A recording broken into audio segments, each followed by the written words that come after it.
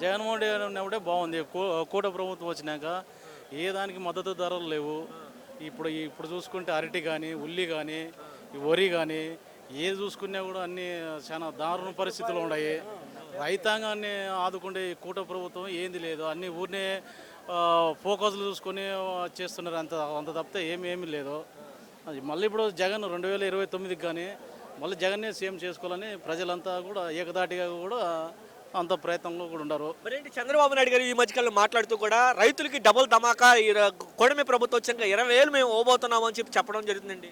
ఏంది ఏంది చెప్పడము, ఆయన అన్ని 100% అబద్ధాలు చెప్పడము, ఏదో అన్ని చేసే ఏమీ లేదు. ఈ కూట ప్రభుత్వంలో చాలా దారుణ పరిస్థితుల్లో ఉన్నారు. గిట్టుబాటు ధరలు ఏమీ లేవు. ఇది అమ్మ ఒడి వేస్తామని అది లేదు. నిరుద్యోగ భృతిది నెలకు 3,000 అది వేస్తున్నారు. ఫీజు రింబర్స్మెంట్ లేదు.